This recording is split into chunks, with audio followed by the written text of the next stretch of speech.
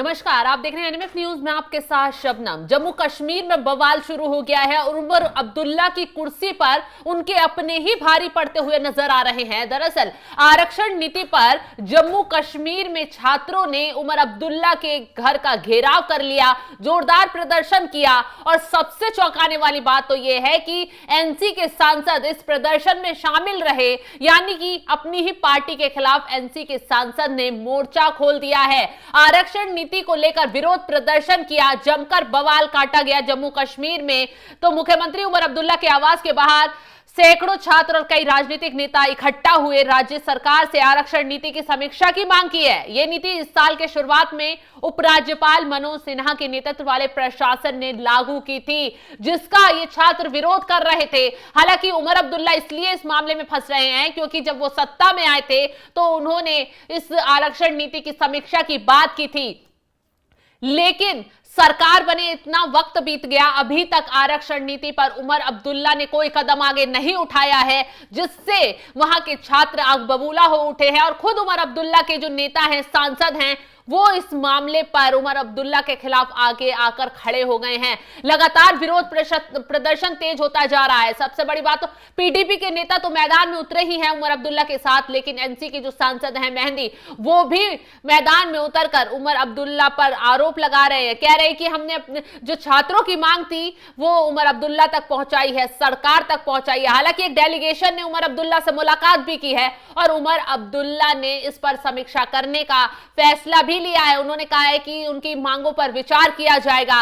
बता दें कि ये उपराज्यपाल मनोज सिन्हा के जब चुनाव से पहले उनके हाथ में पावर थी तो उन्होंने इस पर बदलाव किए थे, इसे लागू किया था जम्मू कश्मीर में, जिसका ये छात्र लगातार विरोध कर रहे हैं। वहीं दूसरी तरफ उमर अब्दुल्ला के हाथ भी अभी पावरफुल नजर नहीं आ रहे हैं, क्योंकि विशेष वो जो जम्मू कश्मीर को राज्य का दर्जा है वो मांग अभी पूरी नहीं हो पाई है। बार बार उमर अब्दुल्ला दिल्ली पहुंचते हैं, अमित शाह से जाकर मुलाकात करते हैं, अमित शाह के आगे मांग रखते हैं, उनकी ये मांग पूरी होती नजर नहीं आ रही है। अब जो भी फाइल होगी वो उमर अब्दुल्ला अकेले साइन नहीं कर सकेंगे, उन्हें उपराज्यपाल से उसकी सहमति जरूर चाहिए होगी। अगर उपराज्यपाल से सहमति नहीं मिल पाई तो उमर अब्दुल्ला छात्रों को लेकर कोई आगे बड़ा कदम नहीं उठा पाएंगे। आपको बता दें कि सांसद नहुल्ला मेहंदी भी इस विरोध प्रदर्शन में शामिल हुए हैं। उन्होंने विरोध का समर्थन किया है। सोशल मीडिया पर उन्होंने एक पोस्ट में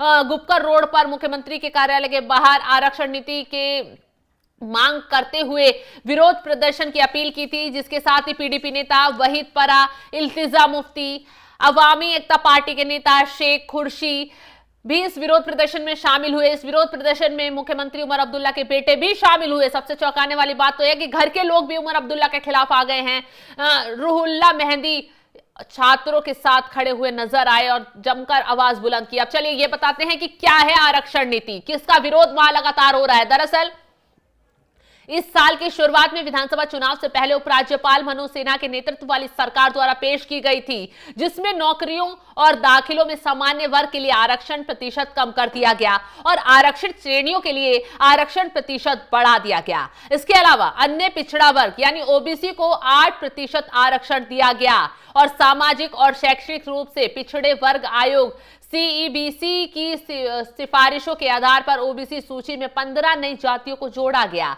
इस नीति का संसद में भी अनुमोदन किया गया था, जिसमें जातीय जनजाति, पंडारी जाति, पद्दारी जनजाति, कोलिस और गड्ढा ब्राह्मणों के लिए आरक्षण को मंजूरी दी गई थी। यह आरक्षण नीति राजनीति नेताओं और छात्रों के बीच गुस्से का कारण बन गई है।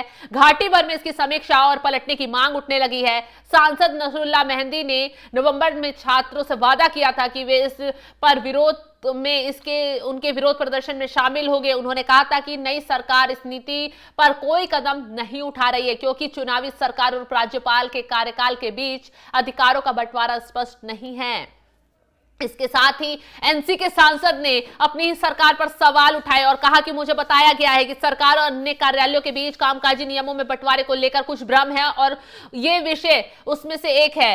मुझे यकीन दिलाया गया है कि सरकार इस नीति को जल्द ही सुधारने का निर्णय लेगी। 10 दिसंबर को जम्मू कश्मीर सरकार ने आरक्षण नीति की समीक्षा के लिए 3 संसदीय समिति गठित की। इस समिति में स्वास्थ्य मंत्री और वन मंत्री, विज्ञान और प्रौद्योगिकी मंत्री को शामिल किया गया। हालांकि समिति को अपनी रिपोर्ट सौंपने के लिए कोई समय सीमा निर्धारित नहीं की गई है। इसके 2 दिन बाद जम्मू कश्मीर हाईकोर्ट ने आरक्षण नीति को चुनौती देने वाली एक नई याचिका की सुनवाई के दौरान सरकार से 3 सप्ताह के भीतर इस पर जवाब तलब किया है। हाईकोर्ट ने पहले से चल रही याचिकाओं को नई याचिका के साथ जोड़ दिया है। तो मुख्यमंत्री उमर अब्दुल्ला का कहना है कि उनकी सरकार ने आरक्षण नीति की समीक्षा के लिए समिति बनाई है। वे इस मामले में अदालत में आदेश का पालन करेगी। मैं समझता हूं कि आरक्षण नीति को लेकर जो भावनाएं उभर रही हैं वे जायज हैं। मेरी पार्टी जम्मू कश्मीर नेशनल कांग्रेस पूरी तरह से अपनी घोषणाओं की समीक्षा करने के लिए प्रतिबद्ध है। इसी प्रतिबद्धता के साथ कैबिनेट उप समिति बनाई गई है और जो सभी पक्षों से बातचीत करके इस मुद्दे पर आगे बढ़ेगी। उन्होंने इसके साथ ही कहा है ये नीति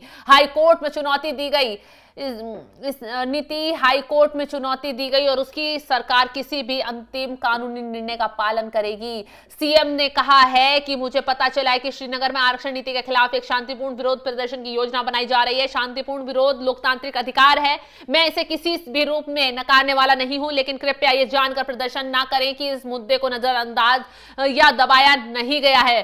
सभी पक्षों को सुना जाए, उचित प्रक्रिया के बाद एक निष्पक्ष निर्णय लिया जाए। तो उमर अब्दुल्ला ने साफ साफ छात्रों की मांग सुनने के लिए वो राजी हो गए हैं। उनका कहना है कि एक समिति बनाई गई है और समिति आरक्षण नीति पर विचार कर रही है, सभी पक्षों से बातचीत करेगी, छात्रों से भी बातचीत की जाएगी और वो उपराज्यपाल के पास भी इस बात को रखेंगे और ये आने वाले दिनों में हो सकता है इस नीति में बदलाव किया जाए, क्योंकि लगातार विरोध प्रदर्शन जम्मू कश्मीर में बढ़ता जा रहा है। अगर उमर अब्दुल्ला ने कोई कदम नहीं उठाया और हाईकोर्ट ने कोई फैसला सुना दिया तो उमर अब्दुल्ला के लिए ये प्रदर्शन भारी पड़ जाएगा, क्योंकि उनके अपने बेटे इस विरोध प्रदर्शन में सड़कों पर उतर आए हैं। और सबसे बड़ी बात है कि एनसी के सांसद, पीडीपी के सांसद, पीडीपी के नेता और इस विरोध प्रदर्शन में शामिल हुए हैं। विरोधियों के साथ एनसी के सांसद मिलकर उमर अब्दुल्ला को घेर रहे हैं, जिससे जाहिर है कि